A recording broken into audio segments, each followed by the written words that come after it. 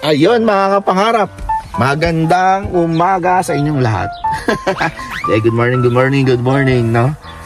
Ganito mga kapangarap, meron tayong bibili na keyboard ngayon.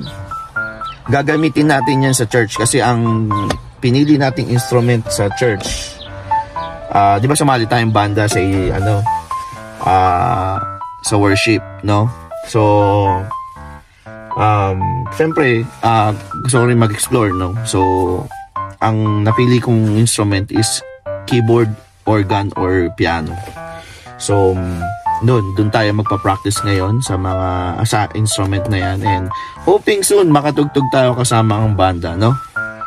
And yeah, yun din naman yung plano natin from the start. So kailangan lang natin mag-practice para sooner or soon ay mabigyan na tayo ng chance na makatugtog kasama yung magaling na banda ng ating simbahan, no? So shout out sa ating simbahan, JA1, yan. And sa linggo meron ulit tayong simba, so pupunta tayo dyan, of course. And hinihintay ko lang yung keyboard na tinitignan ko kasi yung keyboard, so may nakita tayo. Salamat pala Kuya Adam, no? At sinend mo sa akin yun. And ngayon nandito na ako. Hinihintay ko na lang yung seller. So yun mga pangarap, tumingin-tingin kasi ako sa McQuaid ng keyboard organ last time. But ang nangyari kasi is alam nyo na medyo may kamahalan talaga yon, nasa around 1,000 plus something. So may nakita kami sa marketplace.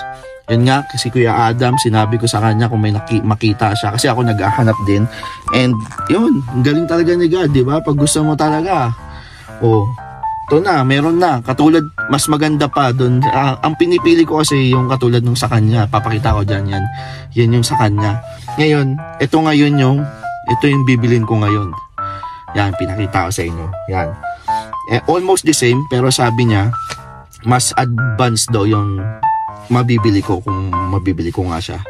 So, ayun, 'di ba? Ganun talaga. Yun nga, kaya yun yung sinasabi natin na i-attract natin yung gusto natin. Kaya nasa atin yan, kaya dumarating ngayon yan, yung mga ganyang klaseng blessings, 'di ba? Blessings sa atin yan. Kasi kahit papaano, magkakaroon tayo ng keyboard dito or organ or piano na pwedeng magamit sa simbahan. Yun, bibilin ko yan para sa simbahan, no? And of course, syempre, personal use din. Tayo magpa-practice ng mag-keyboard, diba? Kasi medyo nakalimutan ko na. Dati marunong ako, ngayon medyo nakalimutan ko na sa matitigas na yung ating daliri. Kailangan na nating galaw-galawin ulit. So ayun mga kapangarap, papakita ko sa inyo mamaya yan, yung napili nating keyboard. Hinihintay ko lang kasi bababa na yung seller. So ayun, abangan nyo na lang mga pangarap, and see you mamaya. Bye-bye.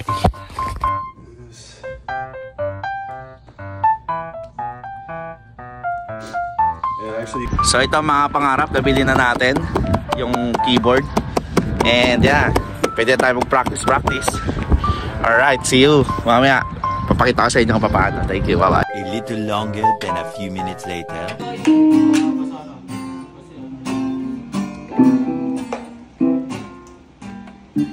Parang mababa yata yun.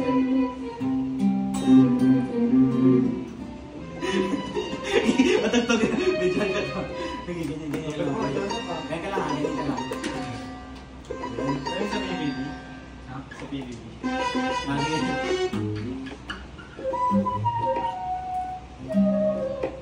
Hindi nga.